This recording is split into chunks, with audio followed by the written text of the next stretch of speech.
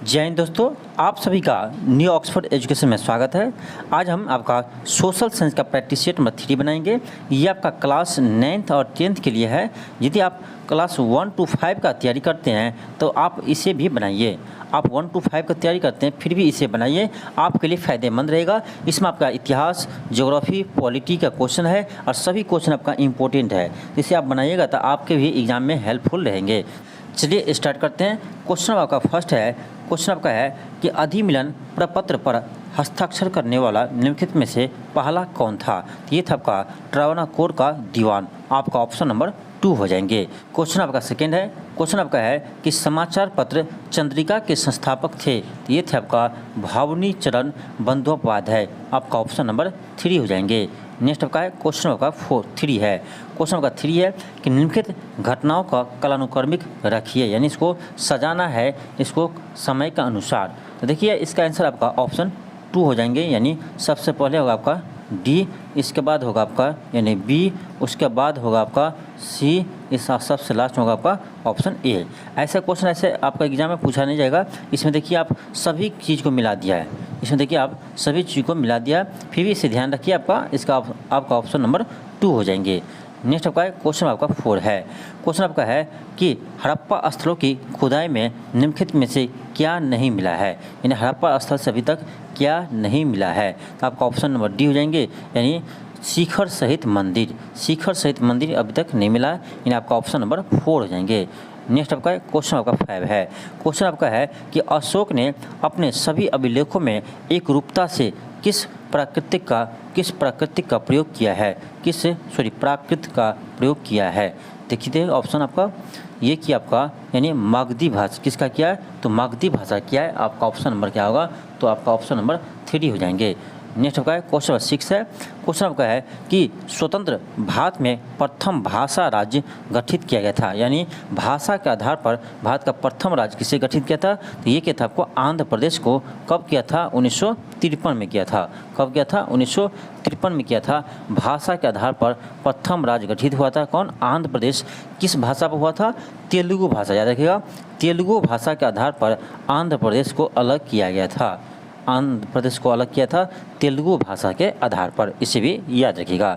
Next आपका question 7 है। Question आपका है कि निम्नलिखित में से किस राजपूत शासक ने प्रसिद्ध शहर भोपाल की स्थापना की थी। ये किया था आपका राजा भोज। राजा भोज आपका भोपाल की स्थापना किया था। आपका ऑप्शन नंबर 3 हो जाएंगे। नेक्स्ट आपका क्वेश्चन आपका 8 है। क्वेश्चन आपका है कि निम्नलिखित में से किस घटना ने ब्रिटिश ईस्ट इंडिया कंपनी को बंगाल सूबे का वास्तविक स्वामी बना दिया। ये बना दिया आपका बक्सर की लड़ाई। बक्सर की युद्ध 1764 के बाद, यानी बंगाल उड़ीसा और बिहार पर क्या हो गया, उससे अधिकार मिल गया किसे, ईस्ट इंडिया कंपनी को। आपका ऑप्शन नंबर ए हो जाएंगे। नेक्स्ट आपका है क्वेश्चन आपका 9 है।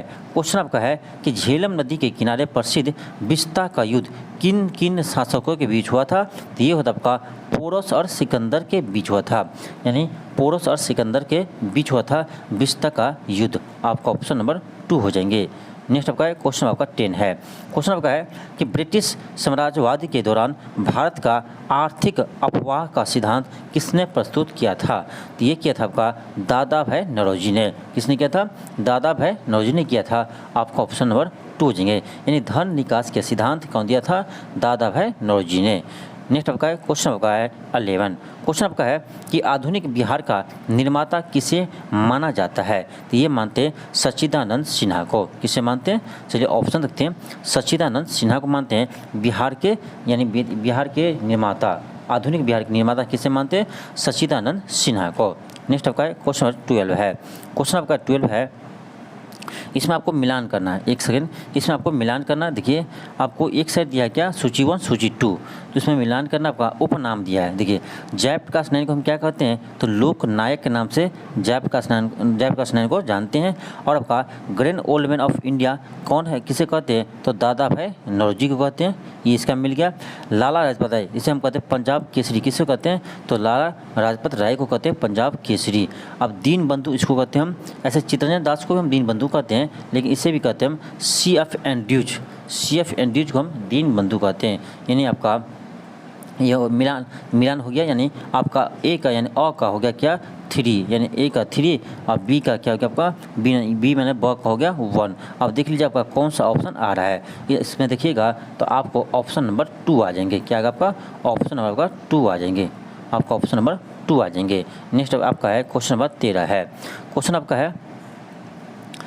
आपका है कि निम्नलिखित में से भारत से गिरिमिटिया श्रमिकों के प्रवास से संबंधित सही कथन का चयन कीजिए। यानी गिरिमिटिया मजदूर के बारे में बताना आपको, इसमें सही कथन को चयन करना है। आपका ऑप्शन नंबर 1 है कि 19वीं सदी में हजारों भारतीय मजदूर विश्व भर में वृक्षारोपण, खदानों और सड़क और रेलवे निर्माण परियोजनाओं में काम करने गए थे।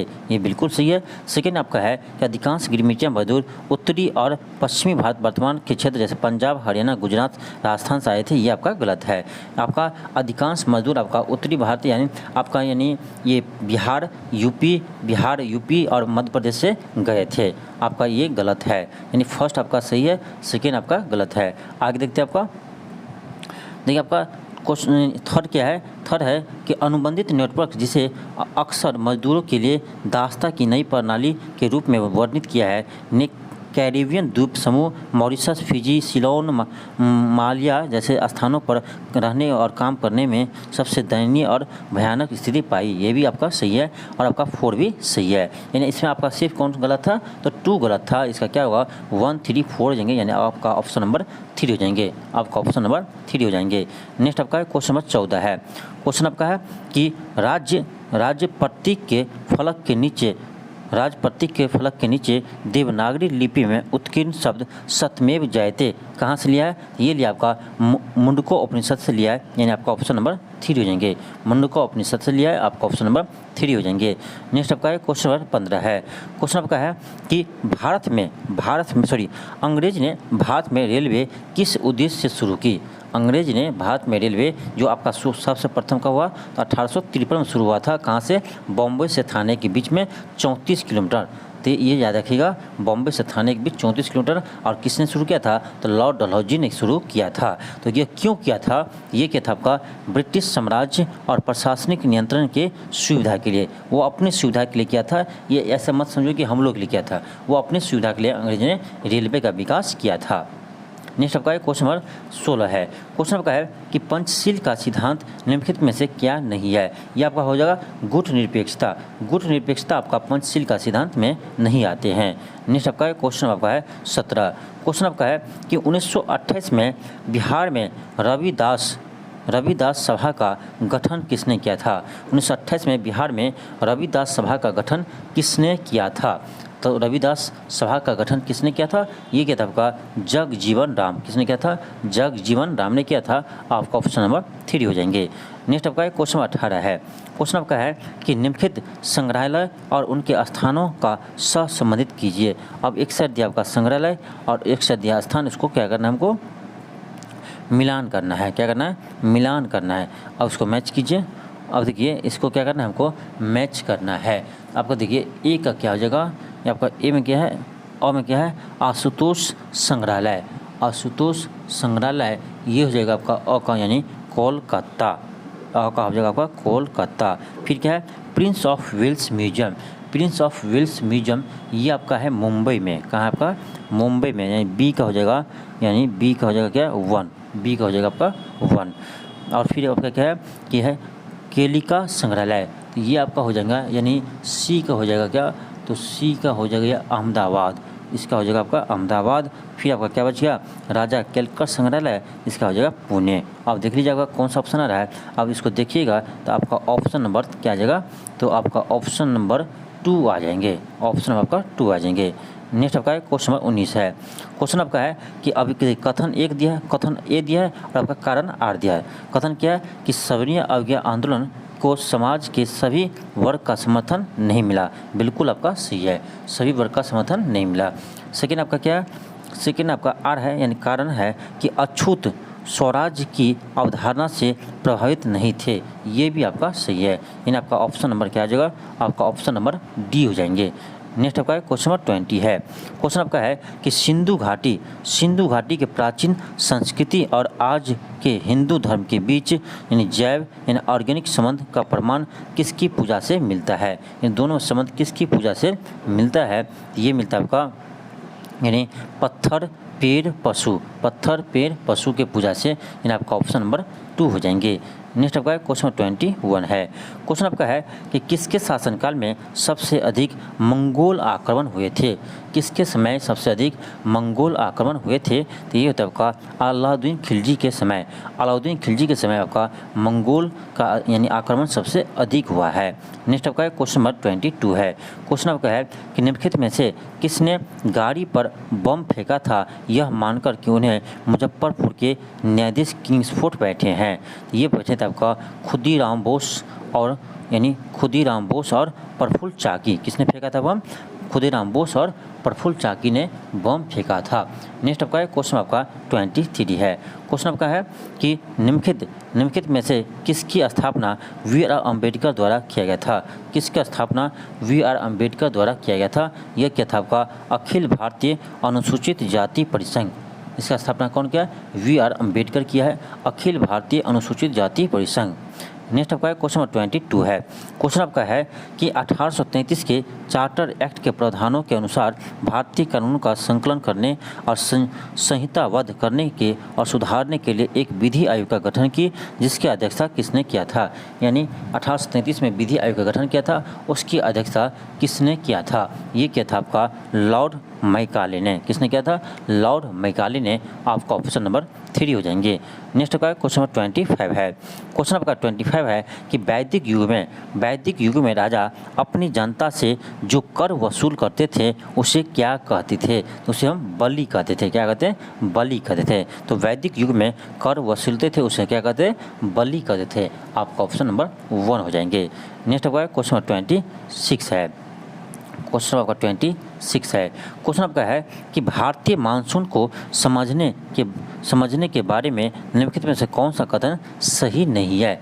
कौन सा कथन सही नहीं है? आपका ऑप्शन ए है कि भारतीय भूमि द्रव्यमान पर कम दबाव और समुद्र पर अपेक्षा उच्च दबाव है, बिल्कुल सही है। बी क्या है? आपका 2 है ग्रीष्म ऋतु में मानसून का खिसकना, ये भी आपका सही है। 3 है तिब्बतों पठार पर उच्च दाब का बनना, तिब्बत के पठार पर उच्च दाब का बनना, ये आपका गलत है। 4 है भारतीय प्रायद्वीप पर पूर्वी जेट स्ट्रीम का दबाव, ये भी सही है। यानी आपका ऑप्शन नंबर इसका 3 हो जाएंगे।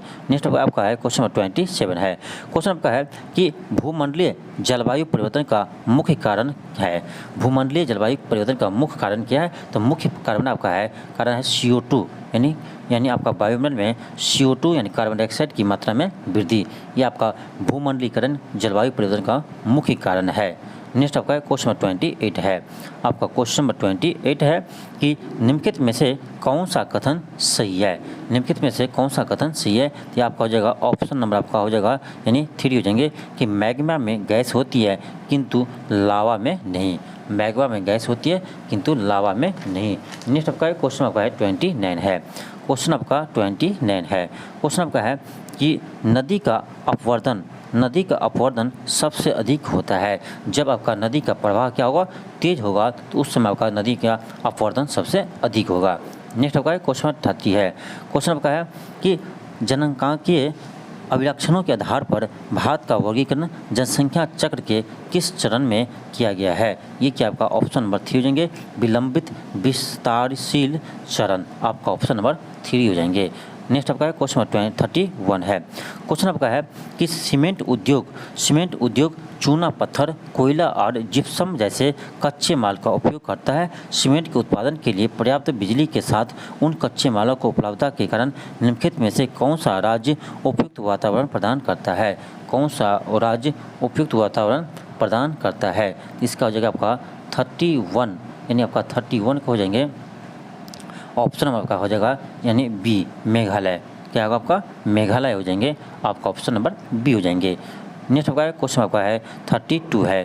क्वेश्चन आपका है कि सौर मंडल के 4 सबसे विशाल ग्रह का अवरोही क्रम, अवरोही क्रम मतलब घटते हुए क्रम, अवरोही मतलब घटते हुए क्रम। तो सबसे बड़ा ग्रह आपका कौन है? तो बृहस्पति है। तो बृहस्पति है, उसके बाद शनि, उसके बाद यूरेनस, उसके बाद नेपच्यून। आपका ऑप्शन नंबर 3 हो जाएंगे, आपका ऑप्शन नंबर 3 हो जाएंगे।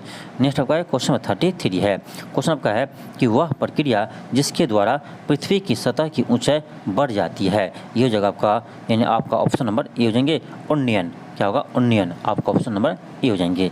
नेक्स्ट आपका क्वेश्चन नंबर 34 है। क्वेश्चन आपका है, क्वेश्चन है कि विषुवत रेखा पर गुरुत्व के कारण त्वरण, विषुवत रेखा पर गुरुत्व के कारण त्वरण ध्रुवों पर त्वरण की अपेक्षा कम होती है, ध्रुवों के त्वरण की अपेक्षा कम होती है। कहाँ पर? विषुवत रेखा पर। इसे आप याद रखिएगा। नेक्स्ट आपका क्वेश्चन आपका 35 है। क्वेश्चन आपका है कि निम्नलिखित नहर प्रणालियों में से किससे बिहार के क्षेत्र में सिंचाई होती है? तो ये होती है आपका त्रिवेणी नहर से। त्रिवेणी नहर आपका गंडक नदी से निकली हुई है।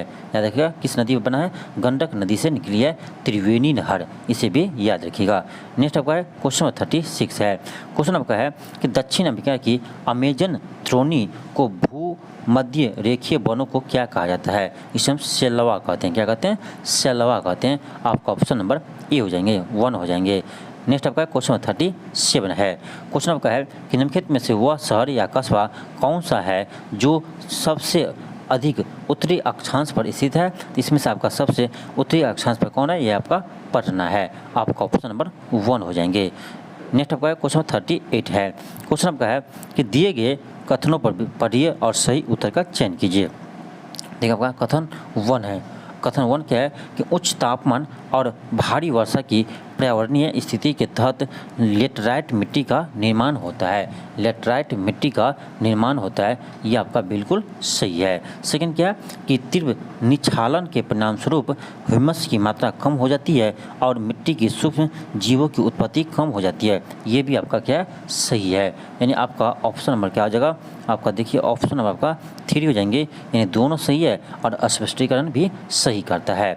नेक्स्ट आपका क्वेश्चन नंबर आपका 39 है। क्वेश्चन आपका है कि निम्नलिखित में से कौन सा भारतीय कृषि में निम्न उत्पादकता का कारण नहीं है? ध्यान दीजिए, भारतीय कृषि में निम्न उत्पादकता का कारण नहीं है। तो ये आपका हो जाएगा सहकारी खेती। भाई सहकारी खेती से और आपका उत्पादकता बढ़ेंगे जबकि घटेंगे नहीं। आपका ऑप्शन ए ही क्या है? गलत है। नेक्स्ट आपका क्वेश्चन आपका क्वेश्चन आपका 40 है। नेक्स्ट आपका क्वेश्चन नंबर 40 है। क्वेश्चन आपका है कि दक्षिण अफ्रीका के केप टाउन में पाई जाने वाली जलवायु है। दक्षिण अफ्रीका के केप टाउन में कौन सी जलवायु पाई जाती है? ये आपका भूमध्य सागरीय जलवायु पाई जाती है। आपका ऑप्शन नंबर 3 हो जाएंगे। नेक्स्ट आपका क्वेश्चन 41 है। क्वेश्चन आपका 41 है कि निम्नलिखित में से किस वैज्ञानिक ने यह सिद्ध किया कि सूर्य के चारों ओर प्रत्येक नक्षत्र का मार्ग दीर्घवृत्ताकार होते हैं, यानी इलिप्टिकल होते हैं? ये क्या? आप केपलर ने। किसने सिद्ध किया? केपलर ने। आपका ऑप्शन नंबर 1 हो जाएंगे। नेक्स्ट आपका क्वेश्चन नंबर 42 है। आपका क्वेश्चन नंबर 42 है। क्वेश्चन आपका है कि निम्नलिखित में से कौन भारत के समुद्री बंदरगाहों के बारे में सही नहीं है? कौन भारत के समुद्री बंदरगाह के बारे में सही नहीं है? आपका ऑप्शन नंबर 2 हो जाएंगे कि चेन्नई एक अंतर्देशीय नदी बंदरगाह नहीं है, यह आपका अंतर्राष्ट्रीय नदी बंदरगाह है। आपका ऑप्शन नंबर 2 हो जाएंगे, ये आपका गलत है। नेक्स्ट आपका क्वेश्चन नंबर 43 है। क्वेश्चन आपका है कि बिहार में उत्पादन की दृष्टि से चावल के बाद दूसरी फसल क्या है? तो चावल के बाद आपका दूसरी फसल गेहूँ है और तीसरी फसल आपका मक्का है। यानी पहली फसल क्या है? तो आपका चावल है, धान है, चावल है, और दूसरी गेहूँ और तीसरी मक्का। इसे आप याद रखिएगा। नेक्स्ट आपका क्वेश्चन 44 है। क्वेश्चन आपका है कि तापीय विद्युत को पैदा करने के लिए किस प्रकार का कोयला मुख्य रूप से उपयुक्त है? ये आपका एंथ्रासाइट कोयला, जो आपका कोयला का सबसे अच्छा प्रकार होता है एंथ्रासाइट कोयला, इसका यूज करते हैं तापीय विद्युत पैदा करने में। देखिए कोयला आपका 4 प्रकार के होते हैं, एंथ्रासाइट, बिटुमिनस, लिंगानाइट, पीट। और आपका सबसे अच्छा क्वालिटी किसका होता है? तो एंथ्रासाइट के होते हैं। और सबसे घटिया कोयला कौन होता है? पीट होता है। इसीलिए घटिया कोयला भी कहते हैं किसको? पीट कोयला को। तो इसे भी याद रखिएगा। भूरा कोयला किसे कहते हैं? तो लिंगानाइट को भूरा कोयला कहते हैं, इसे भी ध्यान रखिएगा। नेक्स्ट आपका क्वेश्चन 45 है। क्वेश्चन आपका है कि गोदावरी नदी और कृष्णा नदी के डेल्टाओं के बीच स्थित है कौन सा झील स्थित है? ये आपका कोल्लूर झील स्थित है। गोदावरी नदी और कृष्णा नदी के डेल्टाओं के बीच कौन सा झील स्थित है? ये आपका कोल्लूर झील स्थित है। आपका ऑप्शन नंबर 1 हो जाएंगे। नेक्स्ट आपका है क्वेश्चन 46 है। ये देखिए बहुत ही अच्छा क्वेश्चन आपका है। क्वेश्चन है कि यदि भारत में केंद्रीय विद्यालय के खोलने का समय सुबह 7:30 बजे IST है तो 94 डिग्री से पूर्वी देशांतर सीहोर में क्रमशः और 32 डिग्री पूर्वी देशांतर पर शून्य स्थानीय मान क्या होगा, समय क्या होगा। देखिए आपको पता होगा कि भारत में मानक समय रेखा यानी कितना डिग्री पर है, तो 82.5 डिग्री पूर्वी देशांतर पर है। तो 82.5 डिग्री और यहाँ क्या है आपका 94 डिग्री पूर्वी देशांतर है। तो क्या करेंगे हम 94 में से पहले 82.5 डिग्री को क्या कीजिए माइनस कीजिए। आप इसको माइनस कीजिएगा, आपको इसको माइनस कीजिएगा तो आपको आएगा 23/2। क्या आएगा आपका 23/2 आएंगे। तो 23/2 यानी इतना डिग्री अंतर है। आपको पता है कि 1 डिग्री में जाने में कितना समय लगता है, 4 मिनट। 4 से गुना कर दीजिए, आपको हो जाएगा 23 दूनी 46 मिनट। यानी इससे क्या कितना आगे हुआ, 46 मिनट अधिक होंगे। यानी आपका 7:30 में क्या करना है, हमको 46 मिनट ऐड करना है। तो 46 मिनट ऐड कीजिएगा तो 30 मिनट पहले ऐड कीजिए, फिर उसके बाद 16 मिनट ऐड कीजिए। 30 मिनट ऐड कीजिएगा तो आपको आ जाएगा 8 बज जाएगा, और आपका 16 मिनट इसमें ऐड कीजिए तो 8-16 हो जाएंगे। यानी 8-16 यानी आपका ऑप्शन नंबर क्या होगा, 3 हो जाएंगे। यानी 8-16 से 6:45। इसे आप कैलकुलेट यानी जैसे यहाँ पर कैलकुलेट किए वहाँ उसी तरह से हम यहाँ भी करेंगे तो आपको आ जाएगा। तो यानी एक ही ऑप्शन आपको आ गया, ऑप्शन नंबर 3 हो जाएंगे।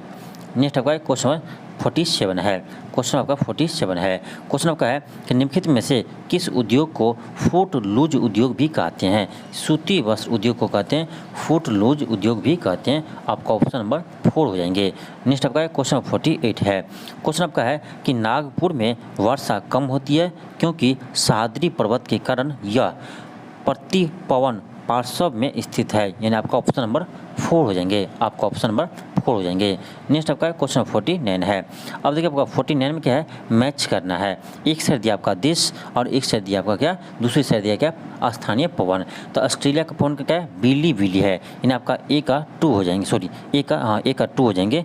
ऑस्ट्रेलिया का बिली बिली। चीन में टाइफून, चीन के टाइफून, ठीक है। और आपका टाइफून का मिस्टल कहाँ होते हैं, तो ये आपका फ्रांस के मिस्टल और वेस्ट इंडीज़ का हरिकेन। अब देख लीजिए कौन सा आपका ऑप्शन सही है। आपका ऑप्शन नंबर ए आ जाएंगे, यानी 1 आ जाएंगे। इसका ऑप्शन नंबर 1 आ जाएंगे। नेक्स्ट आपका क्वेश्चन आपका 50 है।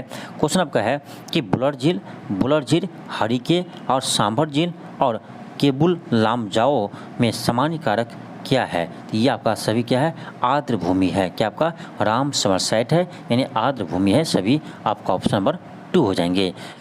नेक्स्ट आपका है क्वेश्चन 51 है। क्वेश्चन आपका है कि भारतीय अर्थव्यवस्था का वैश्वीकरण क्या प्रदर्शित करता है। यानी वैश्वीकरण का कहते हैं जब एक देश की अर्थव्यवस्था दूसरे देश की अर्थव्यवस्था के साथ एकीकरण करते हैं, उसे हम कहते हैं वैश्वीकरण। तो देखिए आपका ऑप्शन नंबर 2 हो जाएंगे कि दूसरे देश के साथ आर्थिक संबंध में कम से कम हस्तक्षेप करना। आपका ऑप्शन नंबर 2 हो जाएंगे। नेक्स्ट आपका है क्वेश्चन नंबर 52 है। आपका क्वेश्चन नंबर 52 है। क्वेश्चन आपका है कि लाइजेस्फेयर की नीति किस अर्थव्यवस्था को अपनाई है। लाइजेस्फेयर की नीति किस अर्थव्यवस्था में अपनाई है। ये अपनाई आपका पूंजीवादी अर्थव्यवस्था। क्योंकि आपका लाइजेस्फेयर नीति कहते हैं क्या, इसमें आपको सरकार के हस्तक्षेप को प्रतिबंधित करता है। यानी सरकार के हस्तक्षेप को क्या करता है, तो विरोध करता है। ये क्या करता है, सरकार के हस्तक्षेप को विरोध करता है। यानी जब सरकार का हस्तक्षेप होता है तो वो होता है समाजवादी अर्थव्यवस्था। पूंजीवादी अर्थव्यवस्था में आपको सरकार का हस्तक्षेप नहीं होता है। यानी किसका बात करता है, ये पूंजीवादी अर्थव्यवस्था का। नेक्स्ट आपका क्वेश्चन आपका 53 है। क्वेश्चन आपका है कि देश की आर्थिक प्रगति का निर्धारण किसके आधार पर किया जाता है। ये करते देश की प्रति व्यक्ति आय में वृद्धि से। प्रति व्यक्ति आय में वृद्धि से। आपका ऑप्शन नंबर 1 हो जाएंगे। प्रति व्यक्ति आय क्या कहेंगे, तो राष्ट्रीय आय बटे कुल जनसंख्या को हम क्या कहते हैं, प्रति व्यक्ति आय कहते हैं। नेक्स्ट आपका है क्वेश्चन नंबर 54 है। क्वेश्चन आपका है कि भारत में मुद्रा जारी करने का एकमात्र अधिकार यानी 1 रुपये के सिक्के तथा नोटों को छोड़कर 1 रुपये का सिक्का कौन जारी करता है, तो वित्त मंत्रालय जारी करता है। इसीलिए कहता है कि 1 रुपये को छोड़ करके सारा रुपया कौन जारी करता है, ये जारी करता है आपका RBI। यानी RBI आपका 1 रुपये के नोट को छोड़ करके सभी रुपये को कौन जारी करता है, RBI जारी करता है। तो यही क्वेश्चन था आपका कि 1 रुपये को छोड़कर कौन जारी करता है, तो RBI करता है। आपके लिए क्वेश्चन है, आपको बताना है कि RBI की स्थापना कब हुआ था और RBI का राष्ट्रीयकरण कब किया गया और आपका RBI के प्रथम यानी इसका गवर्नर कौन थे, इसे भी कमेंट बॉक्स में बताना है। नेक्स्ट आपका है क्वेश्चन 55 है।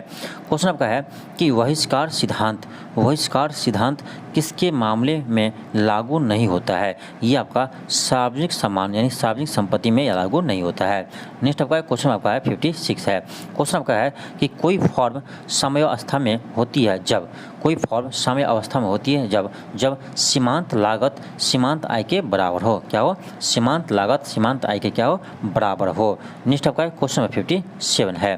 क्वेश्चन आपका है कि विदेश में काम कर रहे भारतीय की आय किस में जुटेंगे? ये आपका हो जाएगा यानी भारत के निवल देशीय उत्पाद का अंश हो जाएंगे, यानी आपका NNP का हिस्सा हो जाएंगे, नेट नेशनल प्रोडक्ट का। देखिए एक चीज़ ध्यान रखिए, आपका जो यानी NNP कैसे निकालते हैं? NNP आपका होता है जीडीपी माइनस निबल विदेश से अर्जित आय, यानी निबल मतलब कि देखिए जितना विदेश से रुपया आया है वो इसमें जुड़ेंगे और जितना आपका इंडिया से विदेश रुपया गया है वो क्या हुआ उसमें माइनस होते हैं, तब आपका आता है क्या? NNP आते हैं, नेट नेशनल प्रोडक्ट। NNP को ही हम कहते हैं राष्ट्रीय आय भी कहते हैं, इसे भी ध्यान रखिएगा। नेक्स्ट आपका क्वेश्चन 58 है। क्वेश्चन नंबर आपका 58 है। क्वेश्चन आपका है कि प्रधानमंत्री की उज्ज्वला योजना किससे संबंधित है? तो ये आपका है सामाजिक रूप से पिछड़े वर्गों के लिए LPG गैस का वितरण। ये कब शुरू किया था? तो आपका उज्ज्वला योजना शुरू किया था यानी 2016 में। कब शुरू किया था? 2016 में इसे शुरू किया था। नेक्स्ट आपका क्वेश्चन आपका 59 है। क्वेश्चन आपका है कि यदि कोई देश अपनी मुद्रा का अवमूल्यन करता है, देखिए मुद्रा का अवमूल्यन का अर्थ होता है कि मूल्य की यानी मुद्रा के मूल्य में क्या करना? कमी कर देना, यानी उसका अपने मूल्य को क्या करना? वैल्यू को घटा लेना। देखिए मुद्रा का अवमूल्यन का अर्थ होता है कि अपने पैसे के मूल्य को वैल्यू को क्या करना? घटा देना। इससे एक फ़ायदा होता है कि आपके देश में निर्यात क्या होगा? आपका बढ़ जाएगा और आपका आयात क्या हो जाएगा? निर्यात आपका सस्ता हो जाएगा। जब सस्ता होगा निर्यात तो बढ़ जाएगा और आपका आयात क्या होता है? महंगा हो जाते हैं। तो महंगा हो जाएंगे तो आयात आपका क्या होगा? कम होगा, यानी आपका ऑप्शन नंबर 1 हो जाएंगे। निर्यात किसे कहते हैं? जब कोई वस्तु को आप क्या करते हैं? दूसरे देश को बेच रहे हैं यानी पहुंचा रहे हैं, दे रहे हैं, वो क्या आपका निर्यात है। और जब अपने देश कोई वस्तु ला रहे हैं उसको हम आयात कहते हैं। क्या कहते हैं?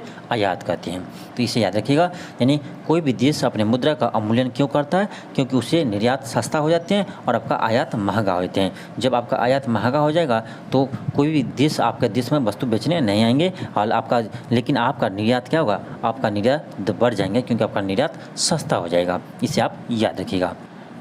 नेक्स्ट आपका क्वेश्चन 60 है। क्वेश्चन देखिए क्या है कि स्टैग इन्फ्लेशन एक स्थिति है जहां, देखिए स्टैग इन्फ्लेशन कहते हैं जब आपका मुद्रास्फीति के साथ साथ क्या हो? तो बेरोजगारी भी बढ़ जाए। मुद्रास्फीति के साथ साथ बेरोजगारी भी बढ़ जाए, उसे हम कहते हैं स्टैग इन्फ्लेशन। ठीक है, उसमें क्या होता है? तो आपका उत्पादन तो घटता है लेकिन मूल्य का स्तर क्या होता है? बढ़ जाते हैं। उत्पादन आपका घट जाते हैं लेकिन मूल्य के स्तर क्या होता है? आपका बढ़ जाते हैं स्टैग इन्फ्लेशन में। नेक्स्ट आपका क्वेश्चन आपका 61 है। क्वेश्चन आपका 61 है।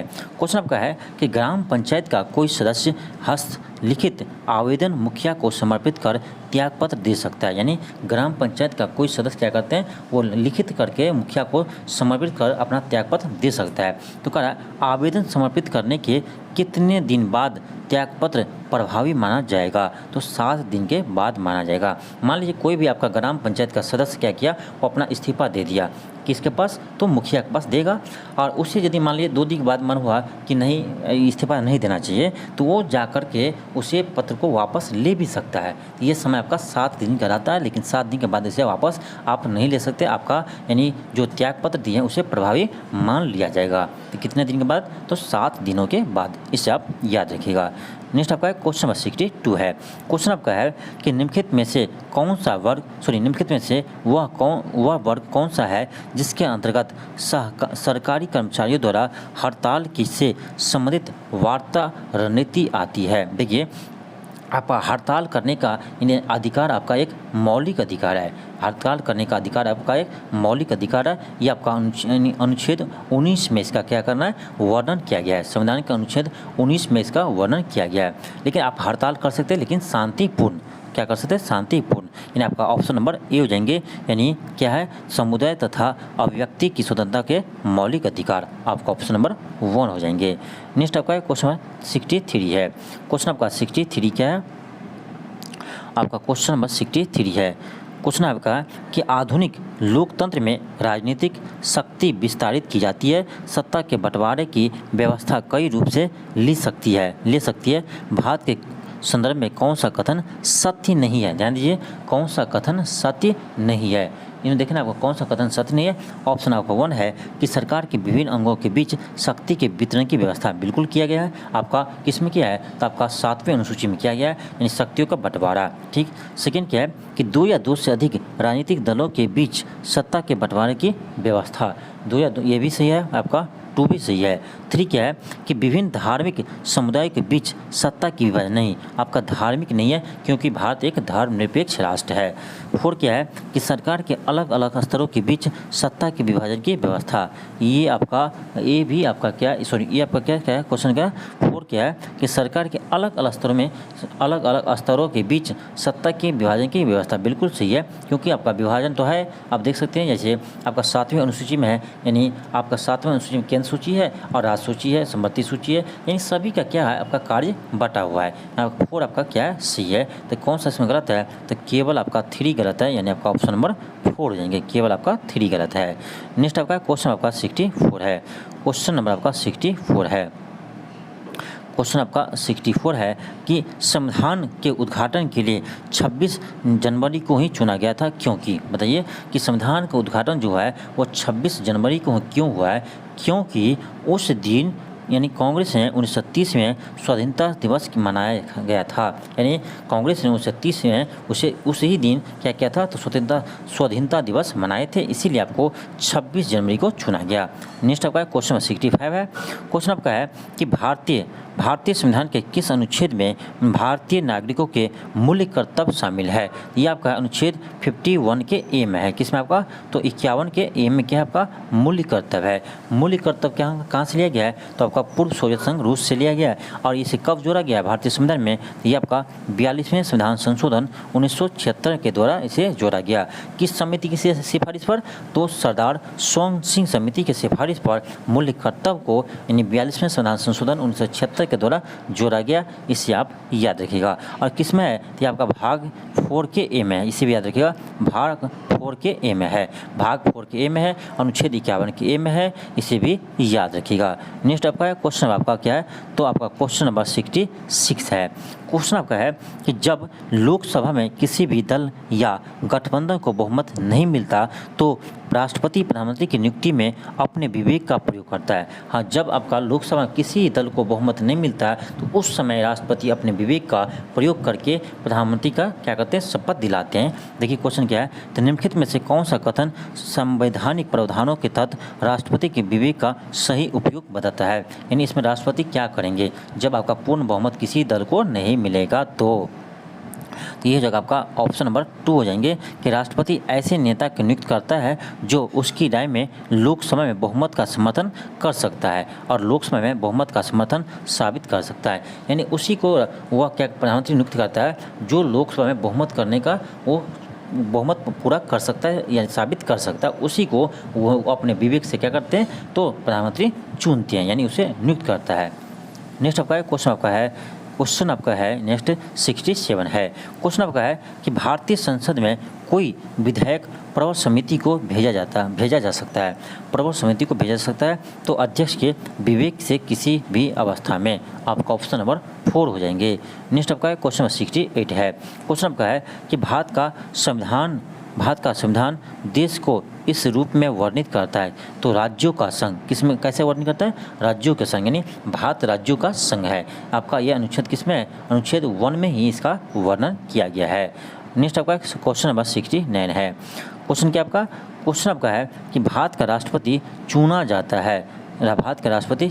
है तो आपको पता होना चाहिए कि लोकसभा प्लस राज्यसभा और सभी राज्यों के विधानसभा के निर्वाचित सदस्य भाग लेते हैं। ध्यान रखिए, क्या लेते हैं? निर्वाचित सदस्य भाग लेते हैं, प्लस दिल्ली और पांडुचेरी केंद्र शासित प्रदेश के विधानसभा के निर्वाचित सदस्य भी भाग लेते हैं। इसे आप याद रखिएगा। लोकसभा आपका प्लस राज्यसभा प्लस सभी राज्यों के विधानसभा के निर्वाचित सदस्य प्लस दिल्ली और पांडुचेरी विधानसभा के निर्वाचित सदस्य, बार बार हम क्या बोल रहे हैं, निर्वाचित सदस्य भाग लेते हैं, आपका मनोनीत सदस्य इसमें भाग नहीं लेते हैं, तो इसे आप याद रखिएगा। तो क्या हो जाएगा, देख लीजिए आप किस ऑप्शन में है, तो संसद के दोनों सदनों के निर्वाचित सदस्य और राज्य विधानसभाओं के निर्वाचित सदस्य द्वारा, यानी आपका ऑप्शन नंबर 4 हो जाएंगे। इसमें आपका कंक्लूड नहीं किया है दिल्ली और पांडुचेरी का, लेकिन आपका दिल्ली और पांडुचेरी के विधानसभा के निर्वाचित सदस्य भी इसमें भाग लेते हैं, इसे भी आप याद रखिएगा। नेक्स्ट आपका क्वेश्चन आपका है 60, आपका क्या है 70 है, क्या आपका क्वेश्चन नंबर 70 है।